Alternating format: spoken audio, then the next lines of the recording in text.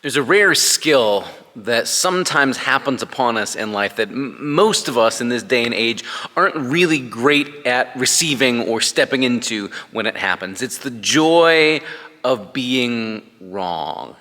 I know that might even sound strange on our ears. How could you be happy about being wrong? Our culture is one, our time in particular is one that seems to focus on how you need to be right and prove to other people you're right, or if you can't prove it to them, yell at them or put memes up or angry comments up at them to prove that you're right. And if you realize you're wrong, you have to hide it and be quiet about it, not celebrate it. But there are those times, even if we are kind of grudging to admit it, that there's a certain joyfulness in discovering we were wrong. I mean, sometimes it's little stuff. You are looking out the window in the morning and you think it's going to rain, and you're prepared with your umbrella, and then it turns out to be a beautiful sunny day, and you are glad. I'm so glad I was wrong. It turned out to be a beautiful day, and I was prepared for it to be gloomy and stormy. Or you're running late on your way to the airport, and you've got it in your head that your flight leaves at 12:30 and you're going to be barely making it in time, and then there's going to be long lines at the airport, at the TSA and all that, only to discover you misremembered it. The flight doesn't leave until 1:30 and you're not late after all. Or you are fearful before doing your taxes, thinking you're going to owe money, only to discover once you're through it all, you're getting a refund. There are times when it really is a good thing and even joyful to discover you were wrong, if you are in a state of mind that you are open to admitting that you were wrong and letting joy sneak in, rather than digging your heels in and assuming you couldn't possibly be mistaken. I think about that and those little moments where we're forced to admit we're wrong and then joyfully discover it's a good thing. When I think about the story we're going to hear this coming Sunday, it's set the same evening after Jesus had risen from the dead, that first Easter Sunday evening. And two of Jesus' disciples are heartbroken as they are leaving the city of Jerusalem, going out to the suburbs. So maybe as far as we are here in White House from, say, downtown Toledo. They're walking, of course, rather than taking a car. But there's the sense of this is sort of walking out to the suburbs. And two of them, we only know one of them is named Cleopas. They could be Cleopas and his friend. It could be Cleopas and his spouse, just two disciples. We don't know. But they're walking out together. And a stranger starts coming up behind them, who they don't recognize. And the narrator of the story, Luke, says it's Jesus, but they don't recognize him.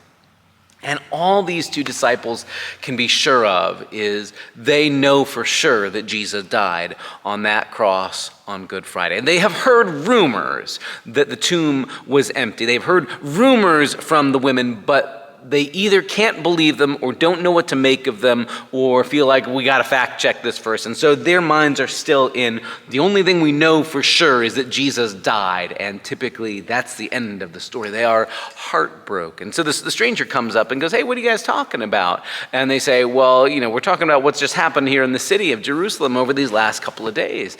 And the stranger goes, "Well, tell me what things?" And they say, "Well, about Jesus of Nazareth." And they start telling about how Jesus was this amazing prophet and he had healed people and spoke powerfully.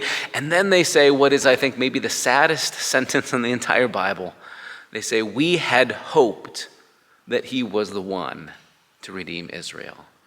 Had hoped is a rough verb construction. That's I used to hope and then I stopped. That's we're convinced the situation is now hopeless. We had pinned our hopes on this Jesus, but he got put on a cross, and that must have meant that we were wrong. And now they are convinced it must mean Jesus wasn't the one they were hoping for. Jesus couldn't have been the Messiah because Messiahs don't go on crosses. Jesus couldn't have been the Son of God because Son of God can't die. That looks weak, that looks foolish, that looks stupid, and certainly that can't be God's way.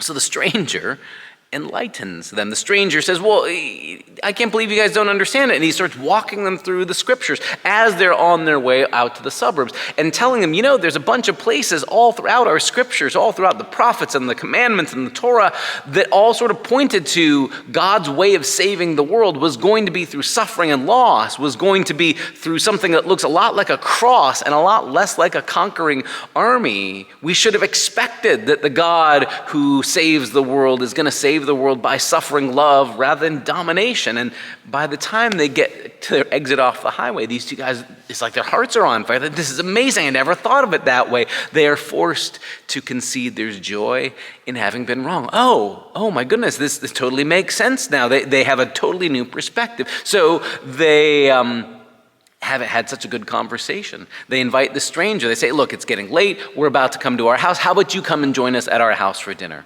The stranger obliges. And the next thing you know, there they are seated at the table. The stranger is the guest in this house, right? And yet all of a sudden, this stranger is acting like the host, taking the bread that's there at the table, blessing it, breaking it, giving it to them. And all of a sudden, these two disciples are like, this seems awfully familiar. It reminds them of exactly the way Jesus used to do that. In fact, maybe the exact same way he had done it 3 nights before on the last night he had with his disciples in what we call the Lord's Supper, that last meal where he takes the bread, blesses the bread, breaks the bread, and gives it to them in what we now celebrate as Holy Communion. And in that moment, their eyes are open. They realize it has been Jesus with them all along, and that once again, they were mistaken.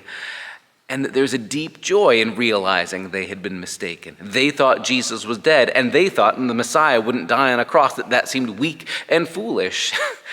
They discover now how joyful it is to be wrong and to be willing to be corrected, to see that indeed their hopes weren't misplaced, that Jesus isn't dead, and that indeed he's risen alive and in fact has been God's chosen one, Messiah and the Son of God all along. So of course it makes perfect sense that they run back into town, even though they had moped slowly walking out of town. They run back into town to find the rest of the disciples and just blurt out loud, the Lord is risen indeed, and he's appeared. We've seen him. And they talk about how they'd seen Jesus made known to them in the breaking of the bread. In other words, they have to share as part of the story, we were wrong. We thought he was dead. We thought he couldn't be the Messiah because he died on a cross. It turned out we were wrong on both counts. What deep joy there is. For us to be witnesses in this day and age, it's going to require us, you and me, to be willing to tell the stories where sometimes we have to admit we were wrong. And even how beautiful and joyful it can be when we discover God's love was bigger than we imagined. God's power was wider than we dared dream. And sometimes even that God's ways look like what at first seemed to us weak or foolish or wrong and turn out to be exactly what we needed and bigger than we dared dream. That's the text and the story we're going to be looking at this Sunday. We invite you to join us this Sunday to have conversation and worship around it. See you Sunday.